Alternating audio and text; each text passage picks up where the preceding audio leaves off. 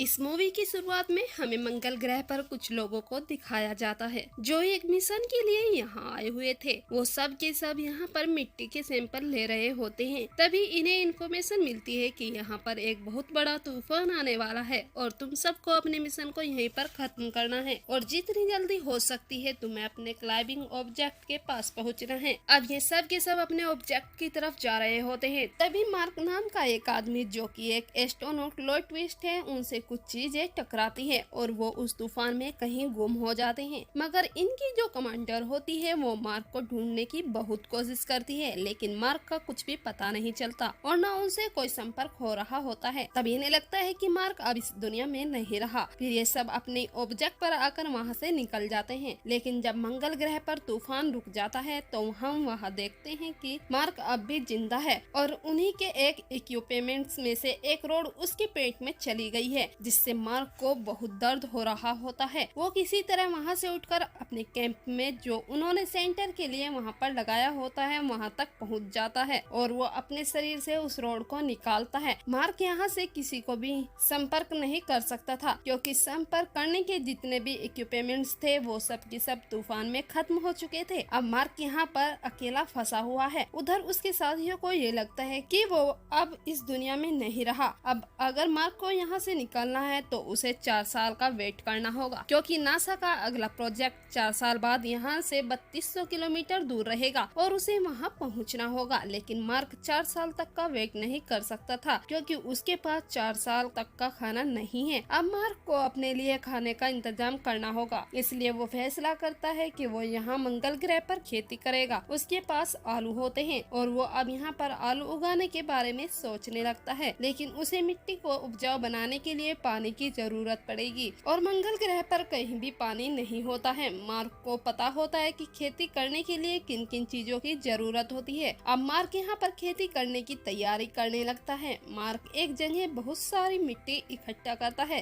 और उसमें आलू डालता है और उन्हें उगाने की कोशिश करता है, मगर अब उसे पानी भी बनाना था। पर मार्क को पता होता है कि पानी कैसे बनाना है। हाइड्रोजन में ऑक्सीजन मिलाकर उसे जलाने से पानी बनता है और यहाँ पर मार्क के पास सारे साधन होते हैं। वो ऐसा ही करता है, पर जब वो पहली बार हाइड्रोजन में ऑक्सीजन मिलाता है तो वहाँ एक ब्लास्ट हो जाता है क्योंकि वो उस ऑक्सीजन को कैलकुलेट नहीं करता जो उसकी सांसों से आ रहा होता है। लेकिन अगली बार वो इस काम में कामयाब हो जाता है और अब वहाँ पानी बनना शुरू हो जाता है। पानी की छोटी छोटी बूंदे बनना शुरू हो जाती है और उसकी मिट्टी को जितने पानी की जरूरत होती है वहाँ पर उतना ही पानी बन जाता है। कुछ दिनों के बाद वहाँ पर पहला पौधा बाहर निकलता है, जिसे देखकर मार्क को बहुत खुशी होती है। वहीं दूसरी तरफ अर्थ पर अनाउंसमेंट कर दिया जाता है कि मार्क अब नहीं रहे। पूरी मीडिया में ये खबर फैल जाती है। वो उसका अंतिम संस्कार भी कर देते हैं, मगर अगले दिन जब उनकी ऑपरेटर सैटेलाइट मंगल ग्रह की पिक्चर देख रही होती है तो वो देखते हैं कि वहाँ पर जो उनके इक्विपमेंट थे वो एक जगह से दूसरी जगह पर शिफ्ट हो गए हैं। दरअसल ये वो सोलर पैनल थे जो मार्क ने एक जगह से दूसरी जगह पर शिफ्ट किए थे। तभी वो अपने सीनियर्स को बुलाती है। वो सब समझ जाते हैं कि मार्क मंगल ग्रह पर अभी भी जिंदा है, लेकिन उनका सीनियर कहता है कि हम जानते हैं कि वो जिंदा है, लेकिन जब तक हम वहाँ पहुँचेंगे वो वहाँ भूख से मर जाएगा। और उसका कहना सही भी होता है क्योंकि पृथ्वी से मंगल ग्रह तक पहुँचने के लिए उन्हें कई महीनों का सफर तय करना पड़ेगा और वो जानते हैं कि मार्क के पास इतने लंबे टाइम तक का खाना नहीं है। अब मार्क को मंगल ग्रह पर पूरे 70 दिन हो चुके हैं और वो हिसाब लगाता है कि नासा का अगला मिशन मंगल ग्रह पर उतरेगा। वो भी 4 साल बाद उतरेगा और यहाँ से 3200 किलोमीटर दूर। तब उसे वहाँ पहुँचना होगा और इस सफर को तय करने के लिए उसे कम से कम 50 दिन लग जाएंगे क्योंकि उसके पास जो गाड़ी है वो उसे एक दिन में 35 किलोमीटर से ज्यादा नहीं चला सकता था क्योंकि उसके बाद उसे उसकी चार्ज करना पड़ता है। पृथ्वी पर नासा के लोग मार्क तक खाना और मदद पहुंचाने के लिए तैयारी कर रहे थे, मगर इन्हें इस तैयारी में पूरे 3 महीने लगेंगे और जिस फ्लाइंग ऑब्जेक्ट को ये मंगल ग्रह पर भेजेंगे उसे वहां जाने में पूरे 9 महीने लगेंगे, यानी पूरा 1 साल लगेगा। वहीं ऊपर मंगल ग्रह पर मार्क के आलू की फसल को पूरे 48 दिन हो गए थे। उसने 400 पौधे उगाए थे जो कि उसकी उम्मीद से ज्यादा अच्छे उगे थे। अब वो आलू निकालता है और छोटे आलू को दोबारा बो देता है। मार्क यहाँ पर खाद के लिए अपना मन इस्तेमाल करता है। वो जानता है कि अगर उसने नासा से संपर्क नहीं किया वो चाहे कितने भी आलू उगा ले मगर वो जिंदा नहीं बचेगा, इसलिए वो वो एक ऐसी जगह जाता है जहाँ पर एक पार्ट फाइनल होता है जो 1997 में खराब हो गया था और उसका संपर्क पृथ्वी से टूट गया था। जब मार्क उस तरफ जाता है तो नीचे जो नासा की टीम लगातार उसके मूवमेंट पर सैटेलाइट से नजर रख रही थी, वो समझ जाती है कि मार्क उस फाइंडर को लेने जा रहा है, क्योंकि वहाँ उसके अलावा कुछ भी नहीं होता है। वो बहुत पुराना सिस्टम होता है। मार्क इससे सिर्फ फोटो क्लिक करके भेज सकता है, इसलिए मार्क उस कैमरे के आगे 3 बोर्ड लगाता है।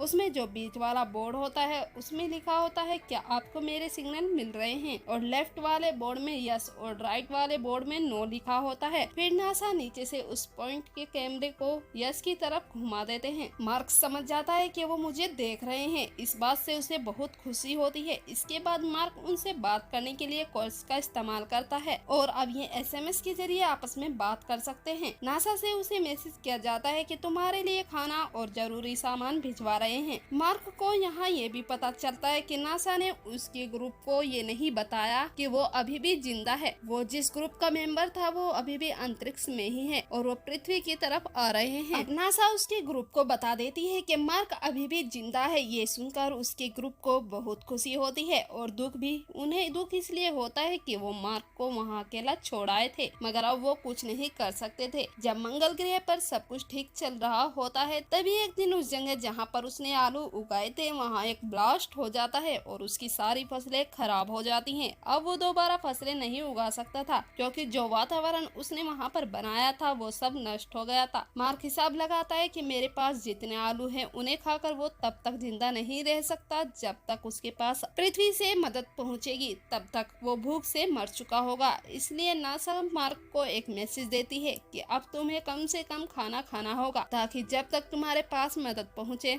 तुम जिंदा बच सको। मार्क ऐसा ही करता है। जो खाना वो एक दिन में 3 बार खाता था, अब उसे वो खाना 3 दिन चलाना होगा। नीचे नासा में उसके लिए लॉन्च की तैयारी चल रही होती है, जिसमें उसके लिए खाना होता है। उन्हें यहाँ पर जल्दी थी, इसलिए वो उसकी टेस्टिंग नहीं करते और उसे लॉन्च कर देते हैं। लॉन्च होने के बाद रॉकेट आसमान में ब्लास्ट हो जाता है। इस बात से वो सब निराश हो जाते हैं, क्योंकि मार्क के पास अब खाना नहीं है, उसके पास अब मदद भी नहीं जा सकती थी। जब मार्क को पता चलता है कि रॉकेट ब्लास्ट हो गया है तो वो टूट जाता है और वो नासा को मैसेज करता है। वो लिखता है कि मेरे माँ बाप तक ये मैसेज जाकर पहुंचा देना। मैं हार नहीं मान रहा हूँ, पर हमें हर अंजाम के लिए तैयार रहना चाहिए। आप उनसे कहना कि मुझे मेरा काम पसंद है, मैं उसमें माहिर हूँ। अगर मैं मर भी गया तो मेरी मौत के पीछे एक नेक मकसद होगा। मैं मुश्किलों से डरा नहीं था। अब नासा पूरी उम्मीद छोड़ चुकी थी। फिर चाइना नासा की मदद करने का फैसला करती है, क्योंकि उनके पास वहां जाने की पूरी तैयारी होती है और अब नासा 28 दिनों में चाइना की मदद से लॉन्च करने की तैयारी करता है।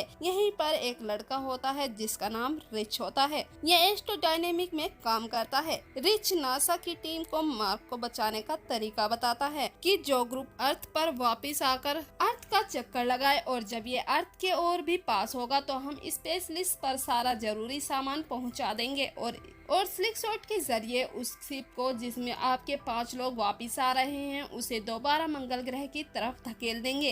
रिच कहता है कि उनकी शिप मंगल ग्रह तक पहुंचेगी तो उन्हें मार्स पर उतरना नहीं है, क्योंकि ये अगर मार्स पर उतरेंगे तो इनका इंजन खत्म हो जाएगा और ये पृथ्वी पर वापस नहीं आ पाएंगे। वो उन्हें बताता है कि उन्हें मार्स पर नहीं उतरना, बल्कि मार्क जो पहले से ही मंगल ग्रह पर है उससे मार्क को ऊपर आना होगा। जब वो ऊपर आएगा तो उसे बाकी के ग्रुप मेंबर्स पकड़ लेंगे, पर ये सब आसान नहीं होता। एक जान को बचाने के लिए वो 5 लोगों की जान को मुसीबत में नहीं डाल सकते। अगर वो ऐसा करते हैं तो वो मार्क के पास वक्त से पहले पहुंच जाएंगे, लेकिन बाकी के ग्रुप जो अपने घर पहुंचने वाले हैं उनका सफर 533 दिन और बढ़ जाएगा। नासा तय करती है कि वो ये नहीं करेंगे, क्योंकि वो एक को बचाने के लिए 5 को खतरे में नहीं डाल सकते। वहीं मंगल ग्रह पर अब मार्क उस काम को पूरा करने में लग जाता है जिसके लिए वो यहाँ आए थे। वहीं दूसरी तरफ रिच नाम का लड़का उन 5 लोगों तक किसी तरह वो प्लेन पहुँचा देता है जो उसने नासा को बताया था। फिर वो 5 बिना नासा की परमिशन के ही मार्क को लाने का फैसला करते हैं। जब नासा देखता है कि उनके फ्लाइंग ऑब्जेक्ट की दिशा बदल रही है तो वो समझ जाते हैं कि ये 5 मार्क को वापस लेने जा रहे हैं और नासा उन तक उनका सारा जरूरत का सामान पहुँचा देती है। इस काम में चाइना उनका साथ देता है। वहीं मार्क उस फ्लाइंग ऑब्जेक्ट तक पहुंचने के लिए निकल पड़ता है, जिस पर बैठकर वो मार्स के ऑर्बिट से निकलकर उस यान तक पहुंच जाएगा, जिसमें मार्क के 5 दोस्त उसे लेने आ रहे हैं। मार्क अब 90 दिनों के बाद उस जगह तक पहुंच जाता है जहां से वो